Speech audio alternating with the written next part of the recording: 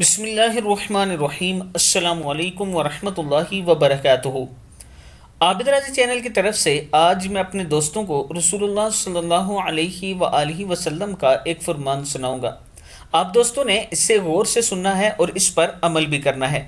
اس سے پہلے میں اپنے دوستوں سے ایک ریکویسٹ کر رہا ہوں کہ ایک بوڑھی ماں جی ہیں جنہوں نے اپنی زمین میں سے، ذاتی زمین میں سے مجھے کچھ حصہ مسجد کے لیے دیا ہے کہ اس پر آپ مسجد بنوا سکتے ہیں، کیونکہ ان کا بیٹا فوت ہو چکا ہے اور ایک ہی بیٹا تھا، اس کے نام پہ یہ مسجد بنوانا چاہتی ہیں۔ آپ دوست تھوڑا تھوڑا تعاون کریں تاکہ ہم مسجد تعمیر کر سکیں۔ یہ بات یاد رکھنا کہ کسی بھی مسجد میں جو آپ کا پیسہ لگا ہوگا، قیامت تک اس میں جو بھی ثواب کے کام ہوتے رہیں گے، جو بھی ثواب یعنی قرآن پڑھتے رہیں گے، نماز پڑھتے رہیں گے، اس کا اجر آپ کو بھی پہنچتا رہے گا، اور اپنے والدین کے نام کا ضرور اس میں دیں۔ اگر آپ دوست تعاون کرنا چاہتے ہیں، یہ نیچے میرا واٹس ایپ نمبر، اسی پر ایزی پیسہ اکاؤنٹ اور اسی پر جائز کیش بھی ہے، آپ دوست اس پر کر سکتے ہیں۔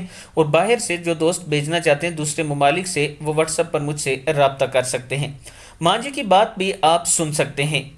ہماری زندگی ہماری معاشیت تعمیر ہو جائے تو پھر میں کو تو زیادہ افسوس کوئی نہیں۔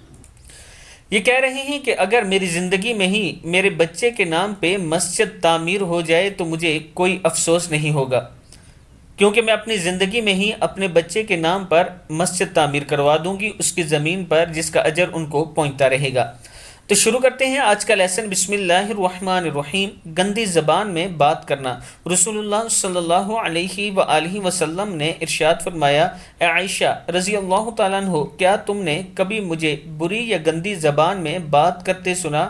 یاد رکھو قیامت کے دن وہ لوگ اللہ کی نظر میں سب سے برے ہوں گے جنہیں لوگ علیحدہ کر دیں گے، ان سے کنارہ کر لیں گے تاکہ ان کی فاحش زبان یا گناہ سے اپنے آپ کو محفوظ رکھ سکیں۔ بخاری کی حدیث ہے۔ میں اپنے دوستوں سے گزارش کروں گا کہ ہمیشہ اچھی اور پیارے انداز میں گفتگو کیا کریں، اچھے الفاظ کا استعمال کیا کریں۔ اس ویڈیو کو آپ دوستوں نے آگے ضرور شیئر کرنا ہے۔ السلام علیکم ورحمۃ اللہ وبرکاتہ۔